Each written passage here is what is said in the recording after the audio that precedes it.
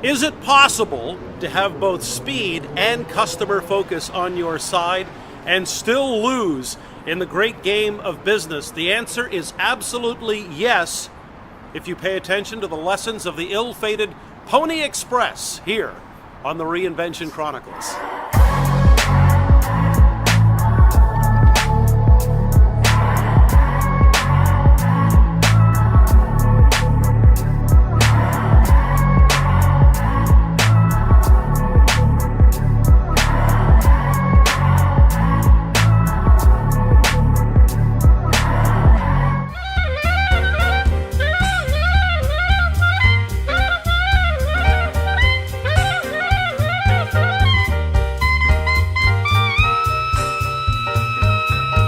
We're at the end of the line of the Pony Express here in Sacramento, California. It went from St. Joseph's, Missouri to Sacramento, and the business only lasted about a year and a half. And yet, the Pony Express, as you can see from the statue behind me, has been immortalized, etched in our collective memories. Yet few people to this day truly understand some of the business and innovation lessons that still are relevant to this very day, from a business that got underway with the idea of solving a real problem. See, at the time, stagecoach was the best way to get mail delivered from the central part of the U.S.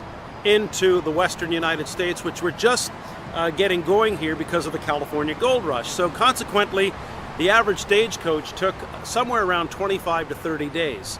And the owners of the Pony Express came up with a great idea and a system and a methodology to cut that timeline down to about a 10-day period.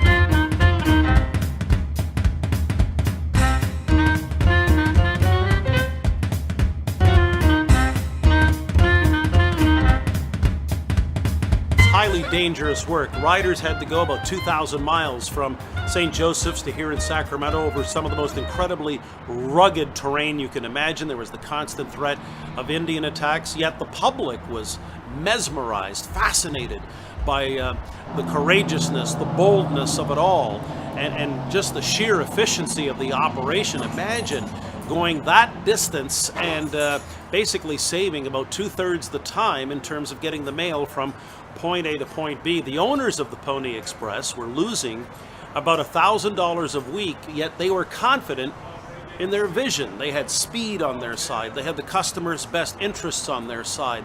They thought it couldn't possibly fail. Yet, about 18 months after its inception, the Pony Express closed operations, filing for bankruptcy. So the question is, what went wrong? What happens when you have both speed and the best interests of the customer on your side?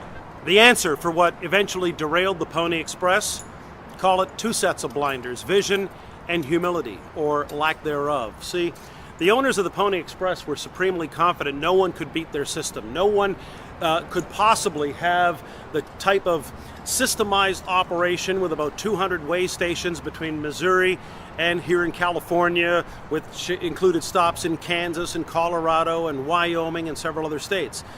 But what they failed to recognize was that competition sometimes comes from very unexpected places. In the case of the Pony Express, they were doomed with the invention of the telegraph, Morse code, messaging.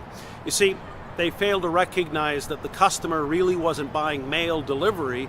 They were just buying the communication of messages, and as soon as new technology showed up, that changed the game. It's no different than what happened to the taxi industry when a software app named Uber appeared on the scene. So in that sense, you might say that the Pony Express, the 18-month odyssey and the eventual bankruptcy is a case of where, yes, speed kills, but arrogance can be lethal. Some thoughts to help you recreate and reimagine the business, the career, and the life